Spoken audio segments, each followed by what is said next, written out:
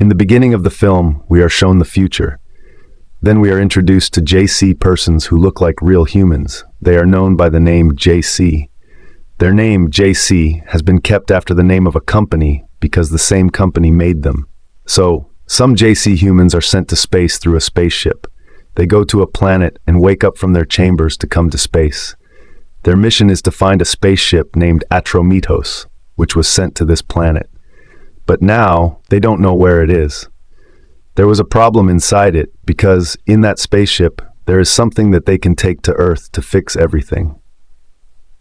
Soon they find the spaceship Atromitos, but they see that there is a very big hole in it. Because of its condition, it seems that it will break even more soon.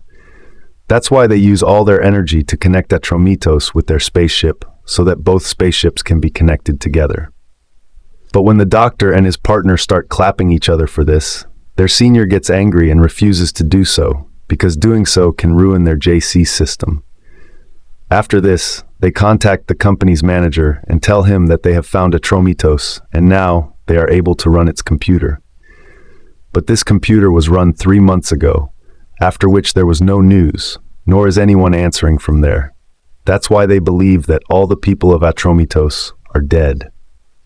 The manager says that if they want to do a mission to save Atromitos, they are wasting their time. They should just take all the necessary things kept on Atromitos and return to their spaceship. The things they need to save and bring back include a chemical box with which they can improve the environment of the Earth. They will have to stay there until they get it, which may take them 2 years. One of their partners, Eris, is extracting all the information about Atromitos on her computer. In one video, the captain of Atromitos says, "Thank God, after so many obstacles, we are finally getting out of here." But then in the second video, the captain says that with every passing hour, the situation is getting worse. Everyone has gone crazy, and they have rebelled. Seeing this, their senior says that common people always do something wrong, and in the end, people like us have to fix everything. Suddenly, they start hearing the sound of a loud song from Atromitos. Until now, its door was closed, so as soon as their partner opens it, they all enter Atromitos with their guns. Inside, they see some strange pictures on the walls. The song was so loud that they couldn't even hear each other's voices. Then a robot comes and attacks them. This robot was made to protect the spaceship, but before it could do any harm to them, they destroy it. To check the entire place, they go to different parts. The doctor sees that the black box of the spaceship has been forcibly removed. A black box is a box in which information about any spaceship and its flight is kept. In addition, the ship can also be controlled. But still, they somehow stop the song playing there. They see that the trees and plants here have grown a lot. Then, they find a human-like robot among them. It was made to help people coming to Atromitos. She then talks to them. She says that a person is still alive on Atromitos. His name is Travis. Iris finds Travis, but his condition is very bad. He has long hair, and when he sits quietly, it seems as if he is in a coma. After this, their senior goes on his mission. The purpose for which he had come here was to find the chemical box and bring it back. But even after searching a lot, he does not find it. Now all these people gather in one place. Everyone says that they looked everywhere for the chemical box, but did not find it. Now they start finding out about Travis in their system. They learn that Travis is an engineer. However, further investigation does not reveal much about him. The senior observes that Travis looks fine from the outside, but there are many problems going on in his brain. Maybe this happened to him because of a big accident. The commander tries to talk to Travis, but he does not respond. So he gives Travis's responsibility to Iris because she is a very good doctor of the mind. Even the robot cannot help them get all the information because, like Atromitos, it has also lost all its memories. Meanwhile, the doctor's friend gets a message from the company's manager asking if they found the chemical box. The manager also tells them they are going to be stuck there for a long time, so they should make good use of their time and start looking for the chemical box. Iris goes to Travis and tries to befriend him. She asks about the relationships and friendships of the people who came to Atromitos because staying in space for a long time can affect these things. Iris tells the commander and senior that whatever questions she asked Travis, he did not answer. But as soon as she mentioned the robot girl, there was a strange change on his face. It is not surprising that humans started liking some robots, especially when the robot looks like a human. Since Travis is an engineer, it is possible that he has also modified this robot girl according to his preferences. The senior says that he wants to investigate this robot now and find out what is between Travis and the robot and what Travis did with it. The commander decides to send the robot girl to Travis for a while, hoping to find out everything, using the robot girl as bait. After a while, the electricity of the whole spaceship goes out. They find out that Travis has run away and has possibly taken a gun with him, since the gun kept there was missing. Iris takes a gun and goes to look for Travis. She meets him, but sees that Travis has pointed the gun at her. She tries to talk to Travis with kindness. Just as she is about to control him, the commander arrives with the robot girl.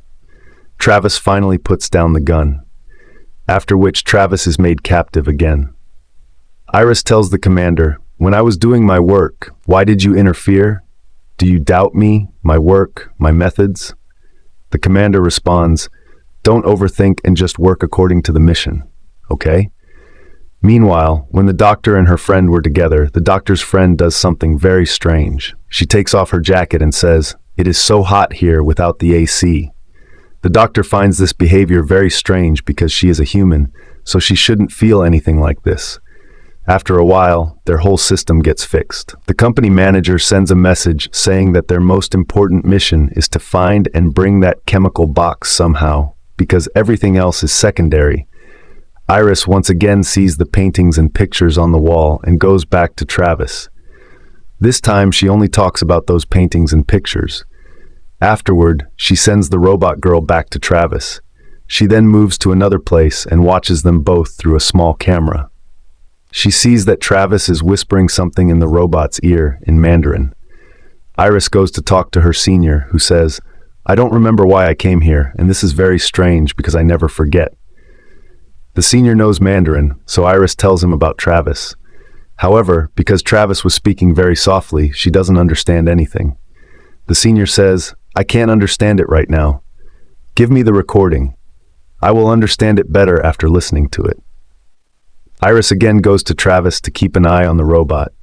She notices that her hand is shaking, so she controls her hand before anyone can see it. After a while, when the robot comes out, Iris asks it what Travis whispered in its ear. The robot replies, "He said that we can't be together, but you are always in my mind." The senior, having heard the recording, realizes that the robot is lying for some reason. But how can a robot lie? Because robots don't lie, everyone discusses how they can get answers from Travis.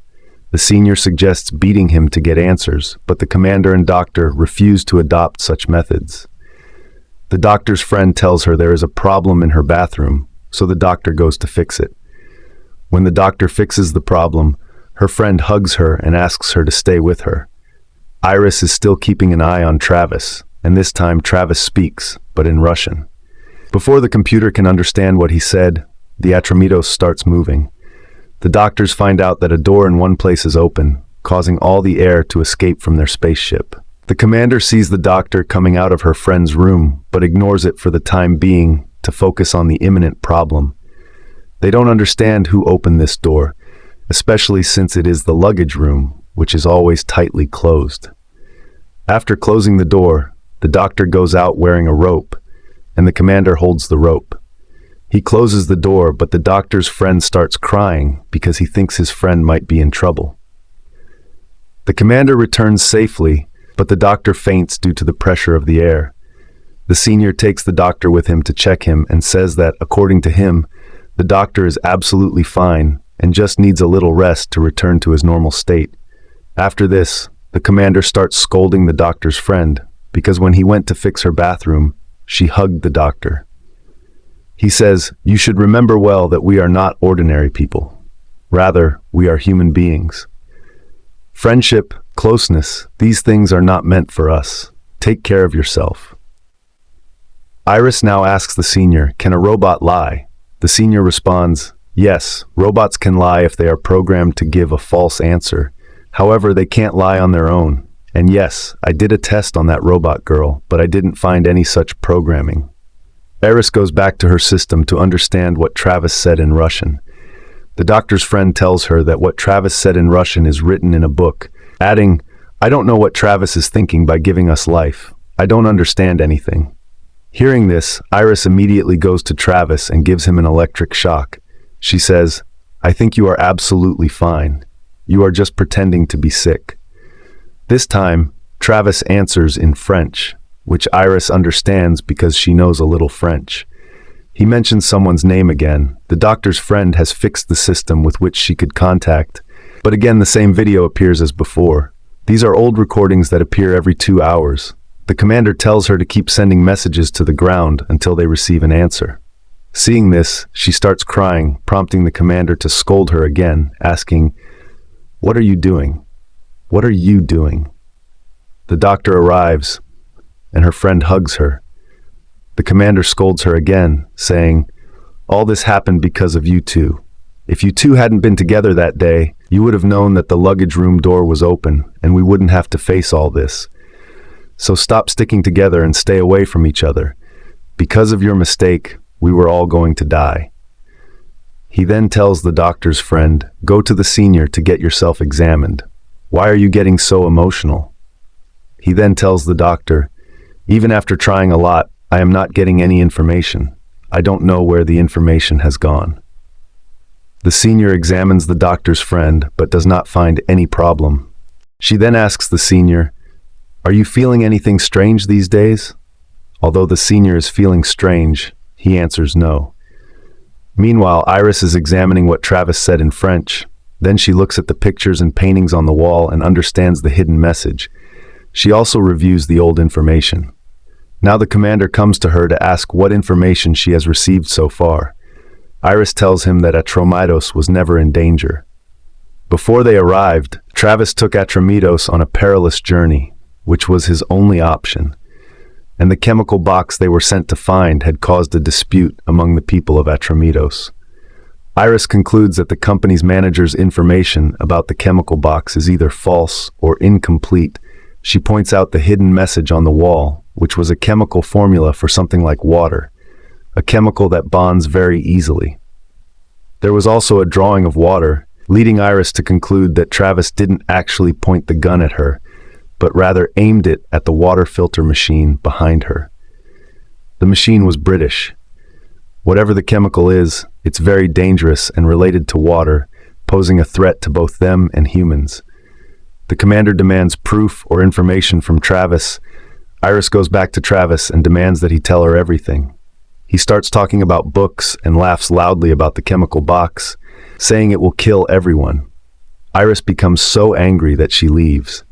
Meanwhile, both Iris and the senior are experiencing strange symptoms. Iris's hand was shaking, so the senior spoke to her. Now the doctor tells the commander that if the chemical box had been left in space, it would have fallen onto a large planet but wouldn't have broken. The box was made in a special way, making it very difficult to break. Therefore, it might still be intact.